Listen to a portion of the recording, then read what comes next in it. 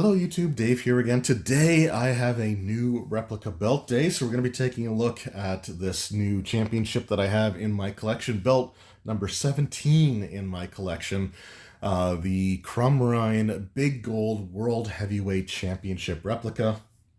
We're also going to go over some of the more interesting and unique history of this championship, and then my thoughts on the replica as the review portion of it. So let's go ahead and sort of get right into it here.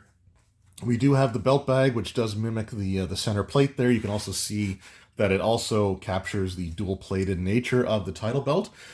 This particular version of the title debuted in 1986. I think it was in February of 1986. Replacing the Domed Globe Championship for the NWA. Interestingly enough, a concept was made by Crumrine, who is not a belt maker, but they are like Crumrine gold and silversmiths, and they predominantly make belt buckles, which you'll see the influence of that when we take a look at the actual belt here. But they did have a concept that had NWA up on the top here, and then the lettering underneath. But that wasn't the one that they ended up going with. And instead, they went with this belt, which had no identification to it whatsoever in terms of like company branding, because that would never come back to haunt them, right? But here we go. Here is the Crumrine Big Gold Championship. So this is the WWE shop version. This is the version 3, where they fixed a couple of issues with the plates on the version 1.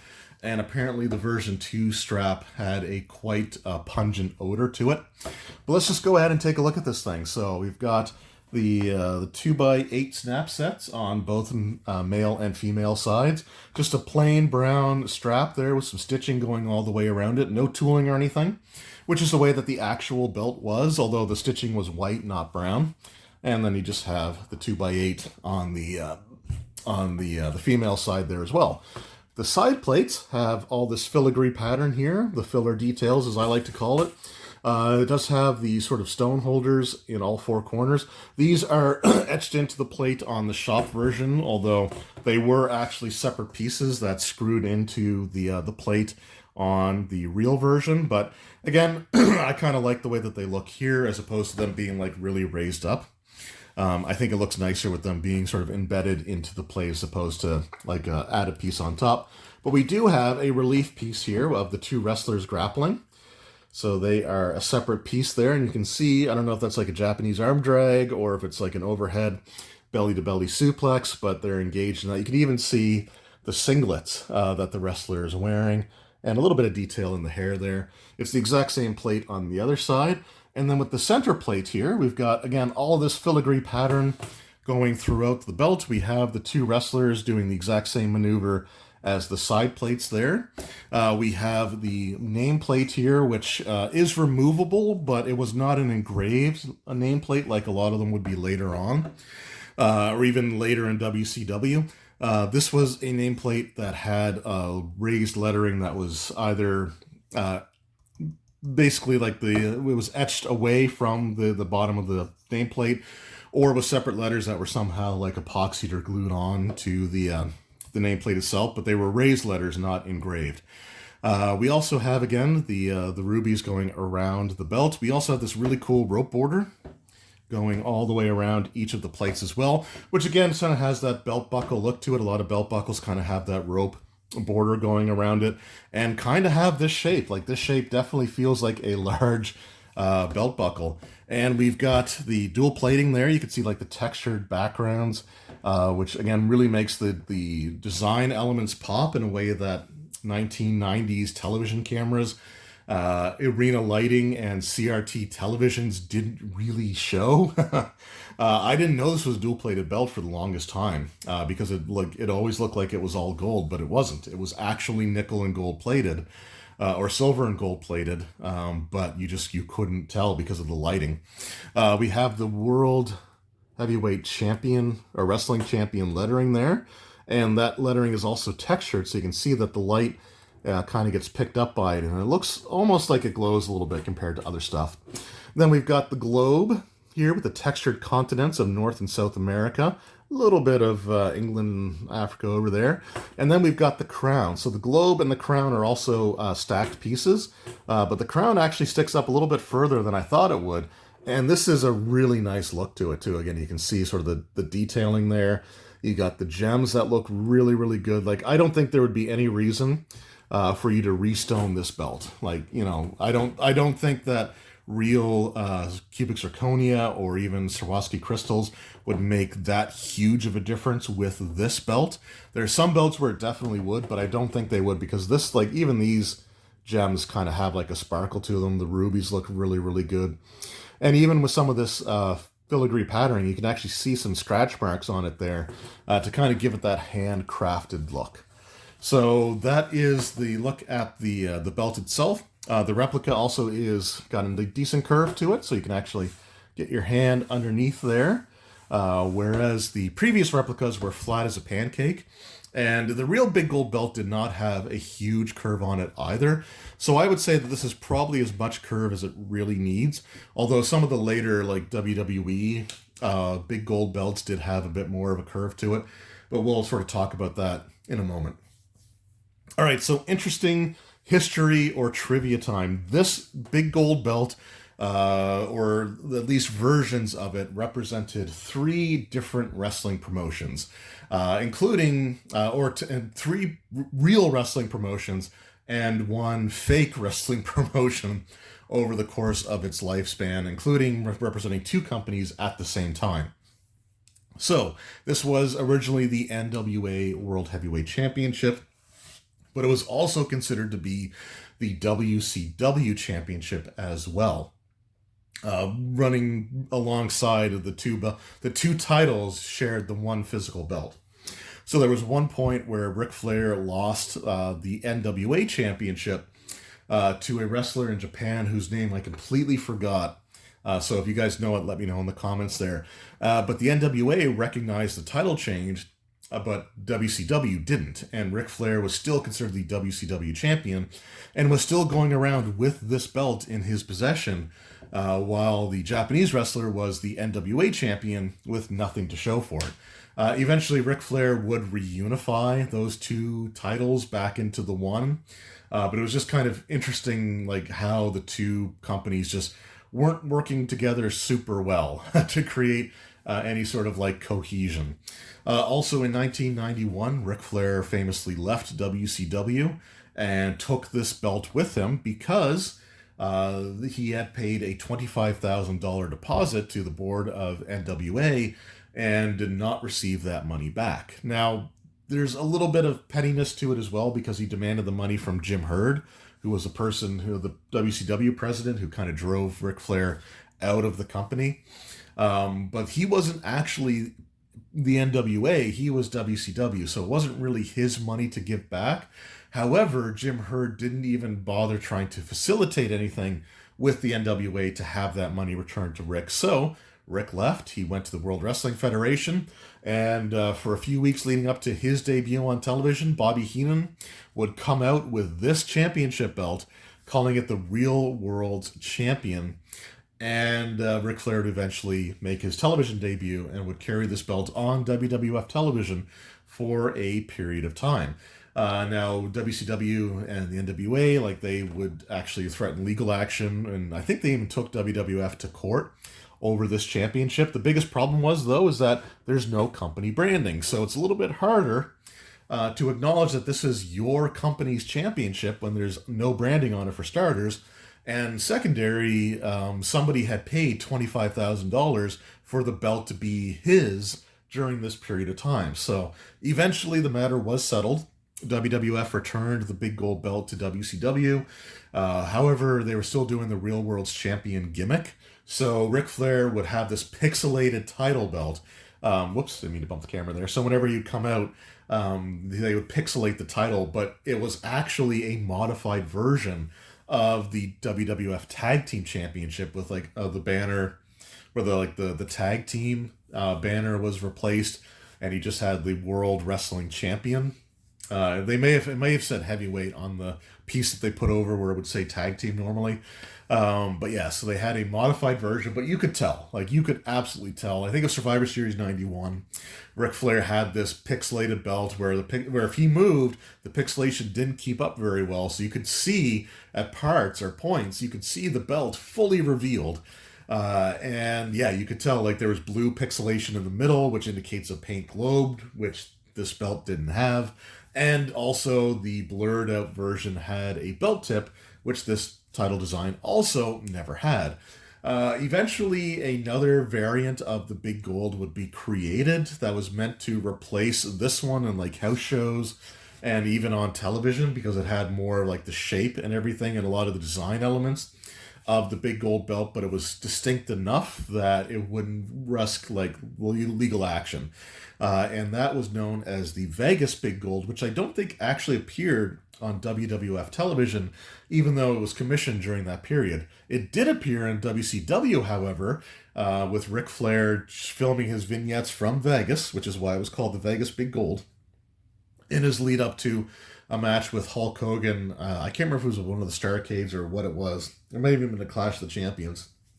But you had the Vegas Big Gold, which was created for the WWF, or during the WWF era to replace the Big Gold belt, was now being used on WCW with Ric Flair. I think still calling himself the Real World's Champion with that too. So that's also interesting.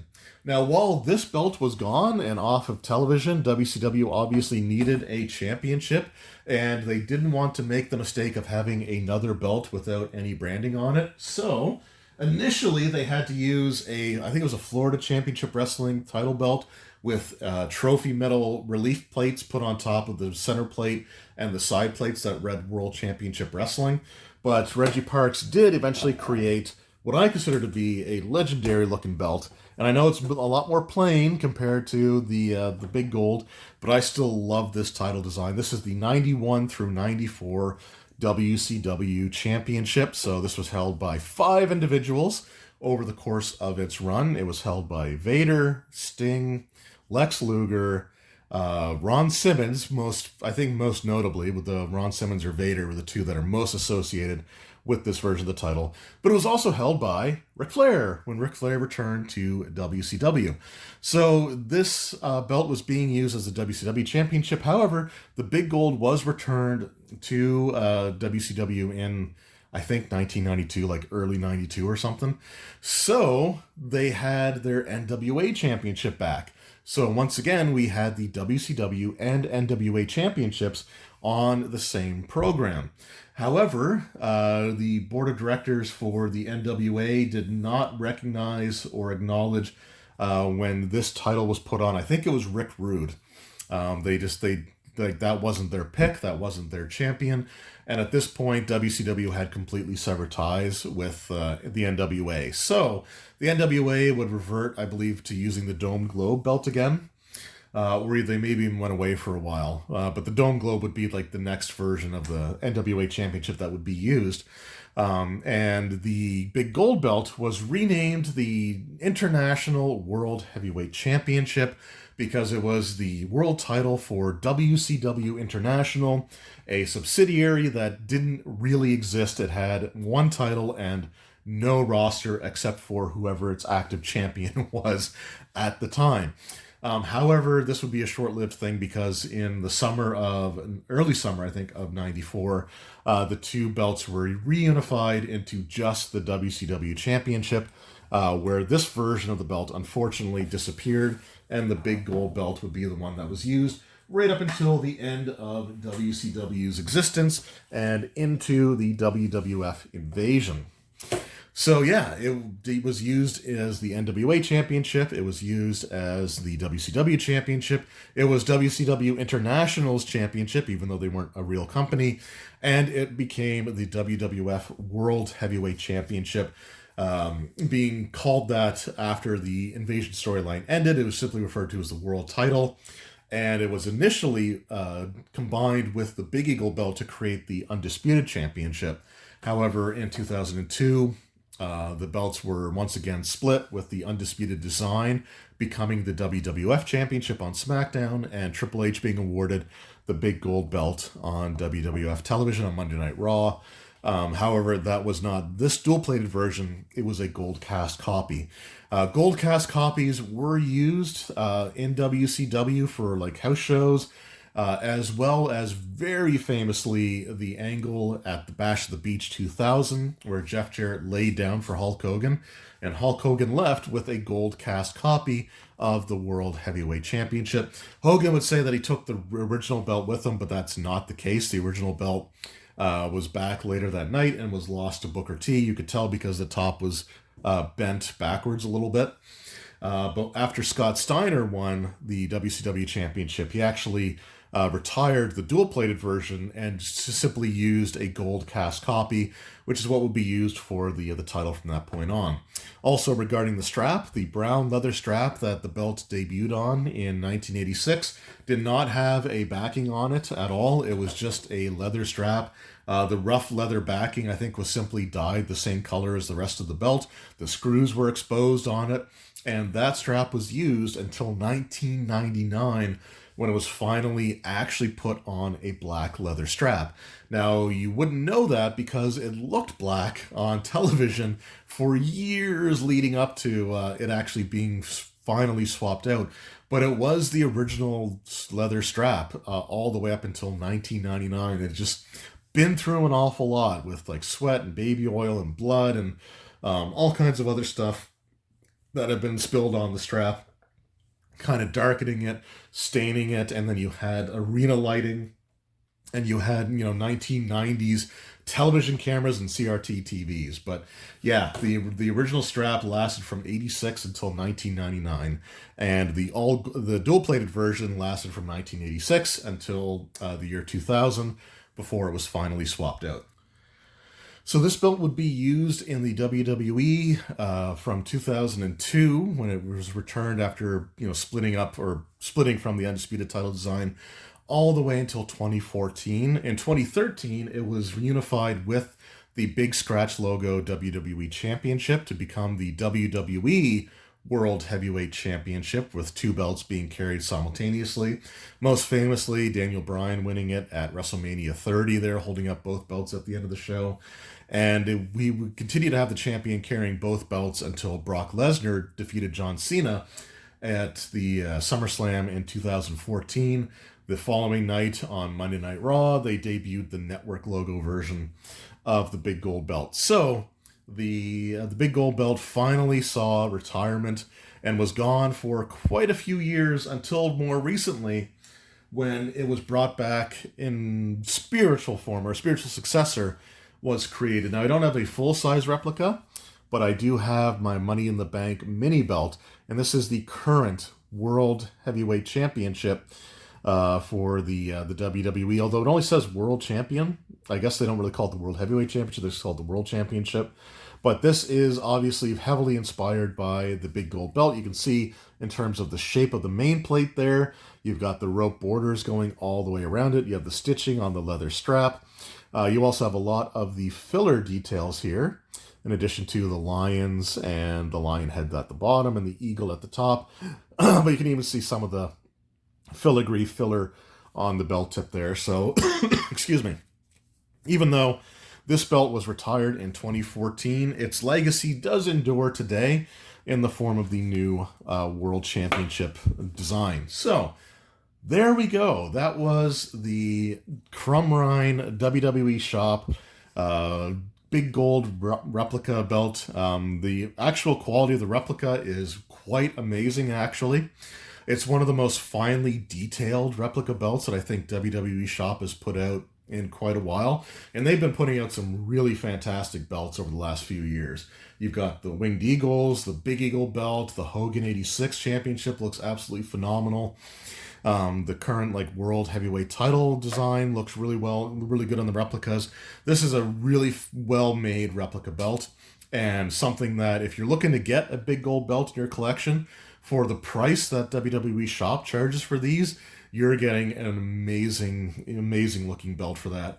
And I think even though I was never the biggest fan of the big gold belt, I will say having it in person, holding it, looking at it at different angles, seeing the dual plating and the detail work, and realizing that this was all handmade back in the day, I can't help but respect it. Even if it's not my favorite design, it's definitely one that I've changed my mind on quite a bit, and definitely think it's one of the more like prestigious looking designs. It still lacks like the paint on it, and I do feel like, I wish that the globe was a bigger aspect of the belt.